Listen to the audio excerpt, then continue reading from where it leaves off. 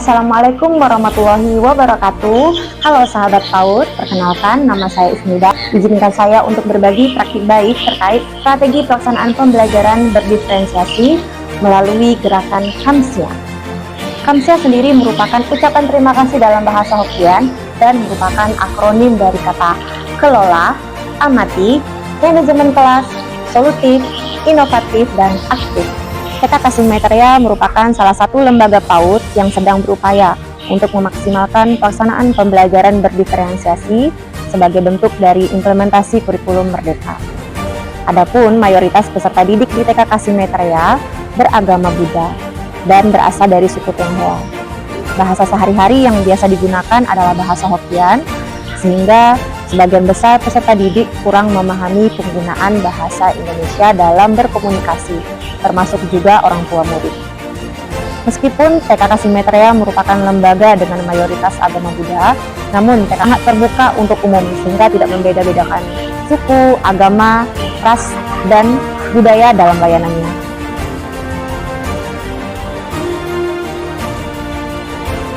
Pada tahap awal ini, kami merancang dan melakukan diagnostik awal pada saat anak melakukan pendaftaran dengan melakukan serangkaian tes untuk memperoleh informasi tentang kondisi anak, baik itu dari segi aspek kognitif maupun non-kognitif, terkait dengan kesiapan anak sebelum mengikuti pembelajaran di sekolah.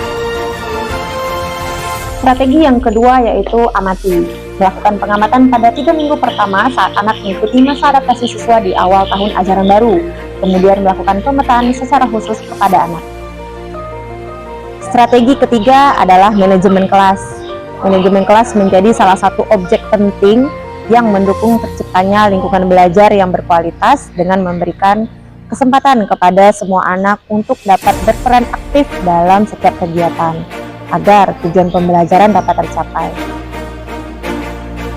Praktik pembelajaran berdiferensiasi di TK Kasih Maitreya dilakukan sejak awal kedatangan anak, dengan memberikan kesempatan anak untuk beraktivitas di pagi hari agar anak lebih siap mengikuti pembelajaran melalui kegiatan warna aktiviti seperti tiket penyambutan, pengembangan motorik kasar dan halus melalui permainan tradisional dan modern, serta kegiatan literasi.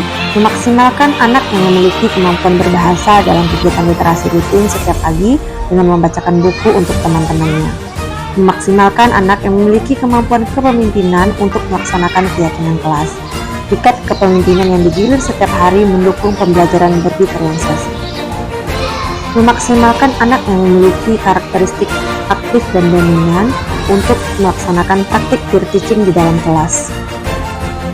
Menyediakan kegiatan main yang beragam dan memberikan keleluasaan kepada anak untuk bereksplorasi dan memilih kegiatan main yang diminati.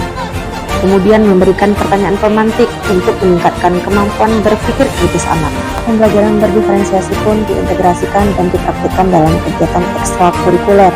Peserta didik diberi kesempatan untuk mengeksplorasi minat dan bakatnya untuk dikembangkan khususnya di bidang kesenian. Program pembelajaran berdiferensiasi dilakukan tidak hanya terbatas di dalam ruangan, namun saya membuat kegiatan yang bebas dan tidak terbatas oleh ruang.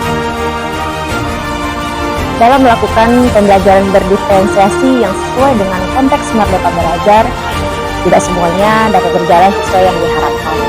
Terdapat hambatan dan kendala teknis yang mempengaruhi ketercapaian tujuan pembelajaran, seperti masih ditemukan kondisi anak yang mengalami tumbuh kembang yang tidak sesuai dengan tahap usianya. Adapun solusi yang saya lakukan berdasarkan kondisi tersebut adalah sebagai berikut.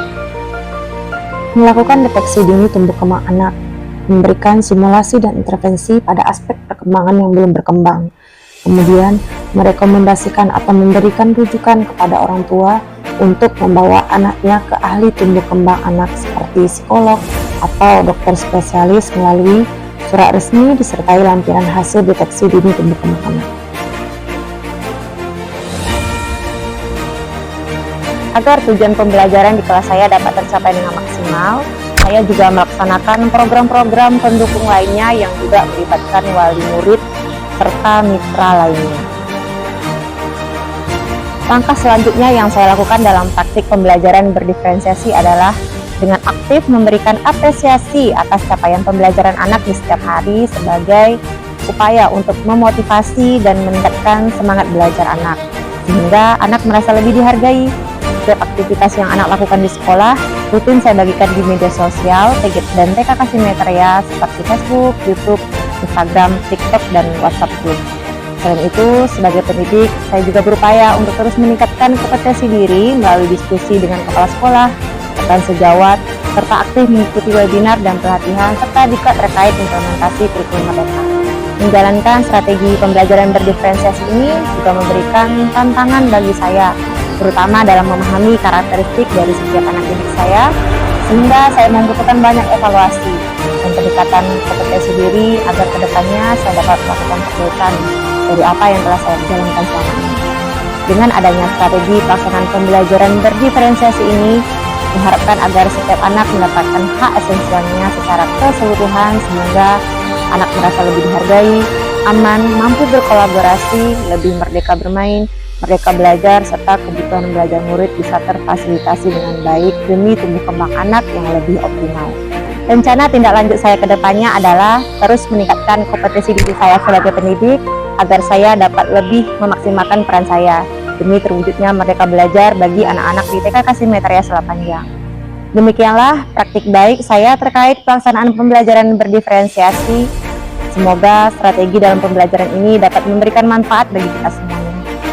Kamsia, terima kasih. Assalamualaikum warahmatullahi wabarakatuh.